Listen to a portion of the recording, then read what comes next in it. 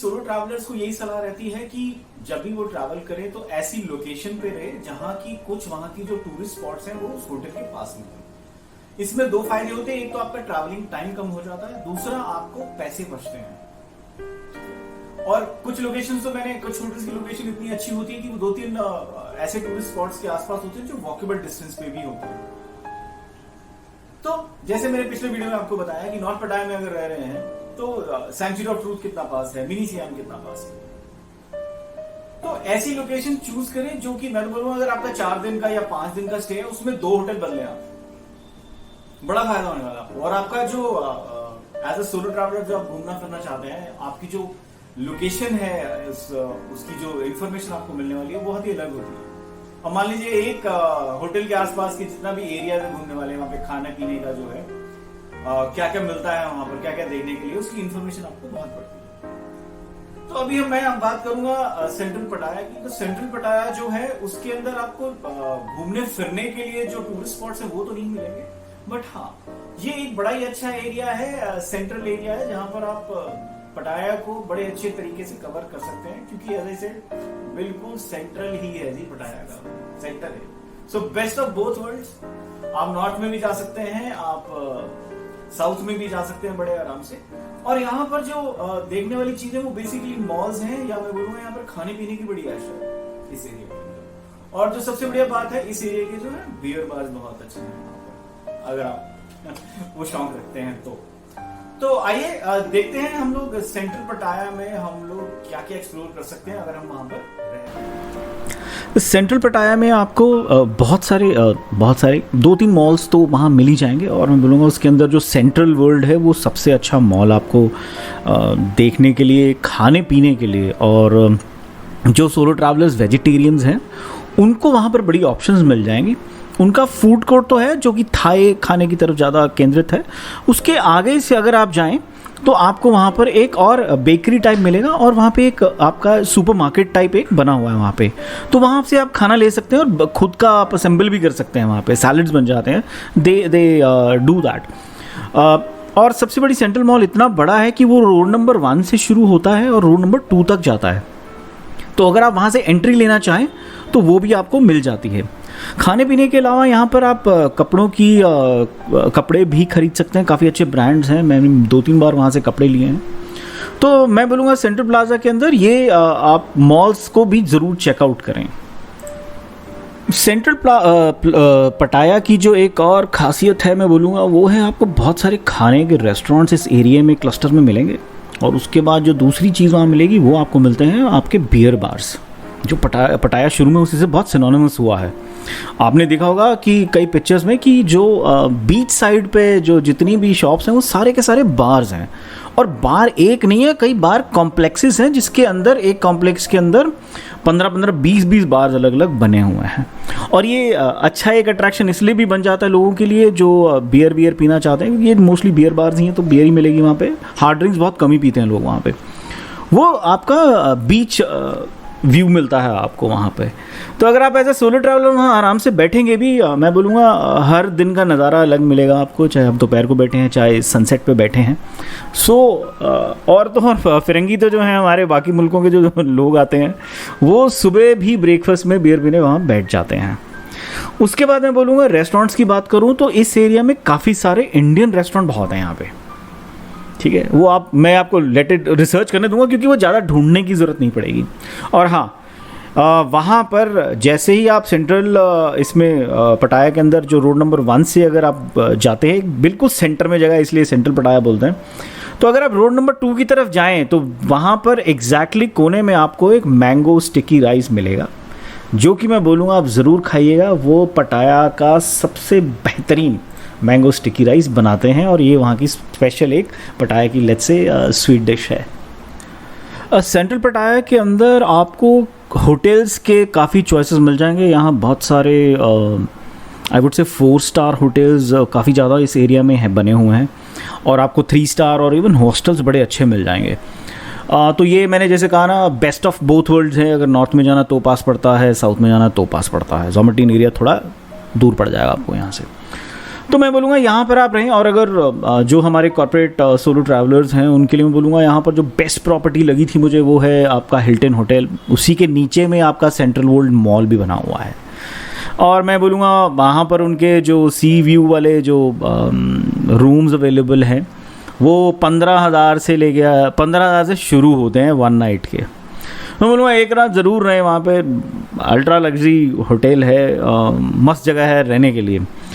तो मैं बोलूँगा यहाँ आप होटल्स, रेस्टोरेंट्स, बार्स का सबसे बड़ा क्लस्टर जो है वो सेंट्रल पटाया में है। सेंट्रल पटाया के अंदर मैं अगर बात करूँ अट्रैक्शंस की देखने की, तो जो हमें नॉर्थ में मिलेगा और जो हमें साउथ में जो अट्रैक्शंस देखने को मिलती हैं, बीच का जो एरिया है सेंट्रल पटाया का वो काफ़ी कमर्शियल एरिया है। तो उसके अंदर जो मैं बोलूँगा एक ही आता है वो है रिप्लीज बिलीव इट और नॉट, और एक आता है उसी के अंदर आपका मैडम तुसाड वैक्स म्यूज़ियम है वहाँ पे। इसके अंदर रिप्लीज बिलीव इट और नॉट में मुझे काफ़ी एक्सपेंसिव लगी चीज़ें वहाँ पर जितने भी पैकेजेस हैं, और उनके पैकेजेस इतने वेरिएशंस हैं कि आप एक बारी में अगर आप एक पैकेज भी ऐड ऑन करते हो तो मेरे हिसाब से 3-4 इवन 5,000 रुपये का आपका थाई बाट का खर्चा हो जाता है। तो अगर आप पहली बार रिप्लीजर में जा रहे हैं तो मैं बोलूँगा ज़रूर देख के आइएगा। देखने वाली चीज़ तो है बट हाँ थोड़ी एक्सपेंसिव ज़रूर है। पटाया के अंदर जो पटाया जाना चाहता है वो है वॉकिंग स्ट्रीट। अब दुनिया के लोग जानते हैं कि वॉकिंग स्ट्रीट क्या है। वो एक एग्जॉटिक प्लेस है जहाँ पर दुनिया की सबसे नाइट लाइफ जो है सबसे ज्यादा पटाया की वहीं चलती है। तो जो वुमेन सोलो ट्रैवलर्स हैं उनके लिए शायद ये जगह ज्यादा अच्छी ना हो।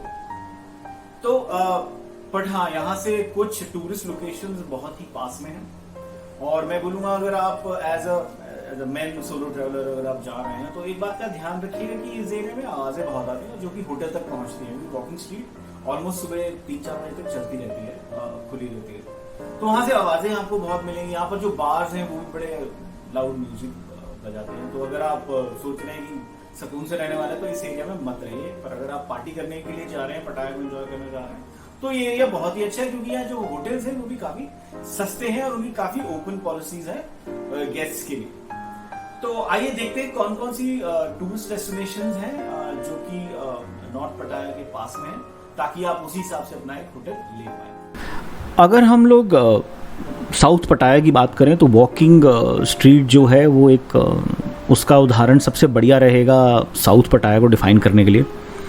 आप वॉकिंग स्ट्रीट के चलो देखेंगे जो आप अट्रैक्शंस हैं एग्जॉटिक हैं सारे के सारे। और मैं ये भी बताना चाहूँगा वॉकिंग स्ट्रीट के बारे में कि ये लड़कियों के लिए सेफ़ है। हाँ, अब वो एंटरटेनमेंट आप वैसा देखना चाहती हैं because it's in your face, you will see what's happening. तो मैं बोलूँगा आप थोड़ा सोच समझ कर वहाँ पर जाएं। अब इसी को क्रॉस करके आप एंड की जो वॉकिंग स्ट्रीट है तो वहाँ पर आपको एक बाली हाई पियर मिलता है, जहाँ से आपको अगर आप पहली बार सोलो ट्रैवलिंग करने जा रहे हैं तो मैं आपको रिकमेंड करूँगा कोरल आइलैंड ज़रूर जाएं। तो अगर आप खुद से भी इस पियर में चले जाते हैं तो वहाँ से आपको बोट जो है कोरल आइलैंड जाने के लिए वो वहाँ से मिलती है। दूसरा, आपको अगर वहाँ से हुआ हैंड जाना है तो जो आपको फेरी मिलने वाली है वो भी आपको यहीं से पकड़नी पड़ेगी। तो ये बाली हाई पियर ही है, यहाँ से जो भी जाना चाहते हैं आप सील के अंदर, तो यहीं से सारा आपको हर बार पकड़नी पड़ेगी, क्योंकि रात को कुछ पार्टीज़ भी होती हैं जो सी के अंदर होती हैं। जब आप वॉकिंग स्ट्रीट की तरफ बढ़ रहे होते हैं तो आपको जो सबसे पहले दूर से जो चीज़ नज़र आती है स्पेसिफिकली रात को, वो है आपका पटाया सिटी साइन। अब ये आप पहुंच सकते हैं वॉकिंग स्ट्रीट के थ्रू जाना पड़ता है आपको।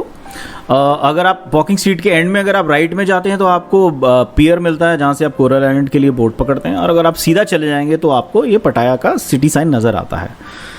तो अगर आपको आप वहाँ तक ऊपर जा सकते हैं उस बोर्ड को देखने के लिए। नीचे से तो कई लोग फ़ोटो वहीं नीचे से खिंचवा के आ जाते हैं, और नहीं तो अगर आप ऊपर जाना चाहें वहाँ पे जहाँ पर ये बना हुआ है तो वहाँ पे भी जा सकते हैं। वॉकिंग स्ट्रीट से आपको हार्डली 2.5 किलोमीटर का रास्ता है, और अगर आप मोटो टैक्सी लेके जाते हैं जो मोटरसाइकिल उनके चलते हैं तो वो 150 से 200 बाट वहाँ आपको जाने के ले लेगा। और मैं बोलूँगा अगर आप सोलो ट्रैवलर हैं तो मैं बोलूँगा यार अगर वॉक कर सकते हो तो वॉक करके जाओ, अच्छा नज़ारा है, क्योंकि थोड़ा हिल पे चढ़ना पड़ता है आपको। और दूसरा अट्रैक्शन वहाँ पहुँचने के बाद ये है कि वहाँ एक बहुत ही बढ़िया कैफ़े बना हुआ है जो कि सी साइड की तरफ उसका जो व्यू है। सोलो ट्रैवलर्स के लिए एक जो जगह बिल्कुल आप मुफ्त में देख सकते हैं पटाया के अंदर, वो है आपका पटाया व्यू पॉइंट। ये प्रातनक हिल के ऊपर बना हुआ है। आपने जितनी भी फोटोग्राफ्स पटाया का दूसरा वो एक शॉट है क्रिसेंट आइलैंड की तरह, वो लगता है पूरा जो आपने पटाया के शॉट्स देखेंगे, और डिफरेंट टाइम जोन्स पर आपने वो देखे होंगे। तो अगर आप एक ब्लॉगर हैं और या फिर आप फोटोग्राफर हैं, और मैं बोलूँगा अगर आप फर्स्ट टाइम पटाया गए हैं, तो मैं बोलूँगा वो एक बहुत ही बढ़िया जगह और अच्छा टाइम स्पेंड हो सकता है। पटाया को देखने का एक नज़रिया आपका एक नए नज़रिए से आप देख पाएंगे। और जिस टाइम पर जाएंगे उस समय पटाया का जो माहौल है, जो वातावरण है वहाँ का, और जो फील फैक्टर है, वो हमेशा आपको डिफरेंट नज़र आएगा। तो यहाँ अगर आप एज अ फोटोग्राफर पूरा दिन बैठेंगे तो you can capture all that. और कई लोग मैंने देखा है दे आर डूइंग दिस, और अब बहुत ही बढ़िया फोटोग्राफ्स कुछ लोगों ने डाली हैं। तो मैं बोलूँगा आप ज़रूर इसको देखें।